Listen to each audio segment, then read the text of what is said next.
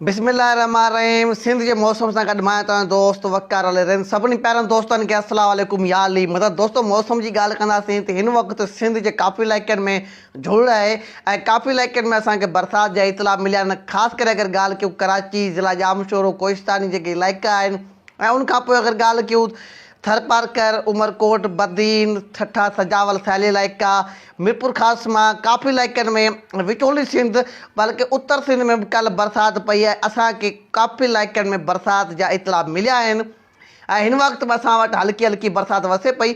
बहरहाल हीउ सिस्टम केसिताईं हलंदो ऐं छा सूरताल हूंदी मुकमल मालूमात तव्हांखे इन वीडियो ते ॾियां थो। त सभ खां पहिरीं ॻाल्हि कंदासीं हिन सिस्टम जे बारे में। हीउ सिस्टम अॼु राति कमज़ोर थी वेंदो ऐं इंशाअल्लाह अगर ॻाल्हि कयूं काफ़ी सिस्टम जेको आहे कमज़ोर थी चुको आहे। बहरहाल अञा बि अॼु राति सिस्टम जेको आहे कमज़ोर थी वेंदो। बहरहाल बरसाति जा जेके इम्कान आहिनि उहे रहंदा। अगरि ॻाल्हि कयूं अॼु राति उत्तर सिंध जे काफ़ी इलाइक़नि में बरसाति जा इम्कान आहिनि ऐं विचोली सिंध ऐं ॾखण सिंध जे काफ़ी इलाइक़नि में झुड़ हूंदो, किथे हल्की हल्की बरसाति थी सघे थी। बहरहाल सिस्टम हाणे काफ़ी हद ताईं कमज़ोर थी चुको आहे। बहरहाल अञा बि 16 तारीख़ ताईं हिन सिस्टम जा आसार रहंदा ऐं सिंध जे काफ़ी इलाइक़नि में बरसाति जा इम्कान मौजूदु रहंदा।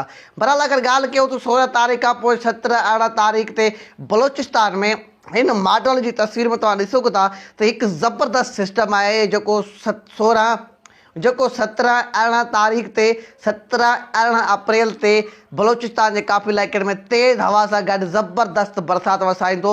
बहरहाल अगरि ॻाल्हि कयूं त उहो सिस्टम बलोचिस्तान में कमज़ोर थी वेंदो।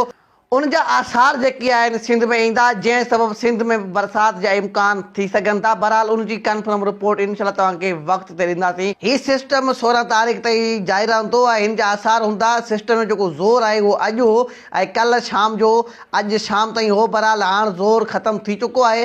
अञा बि सिस्टम जा आसार आहिनि जेके 16 तारीख़ ते रहंदा। सुभाणे ऐं परी सिंध जे काफ़ी इलाइक़नि में बि बरसाति जा इम्कान नज़र अचनि पिया। बहरहाल अहिड़ी का ख़ासि बरसाति न हूंदी। मूं तव्हांखे पहिरीं चयो हो त मग़रबी सिस्टम आहे।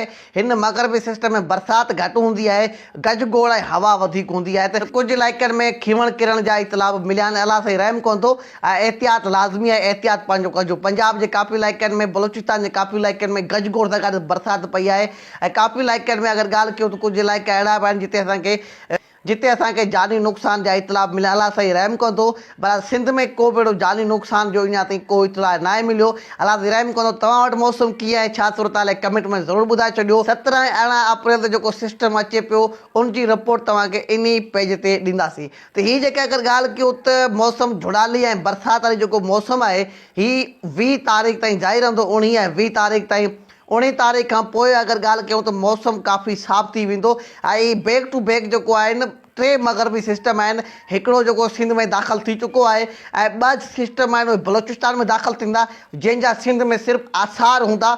सिंध में उहो सिस्टम डायरेक्ट हेठि न थींदो। त सिंध में उन सिस्टम जा आसार हूंदा जंहिं सबबु बरसातूं मुमकिन आहिनि।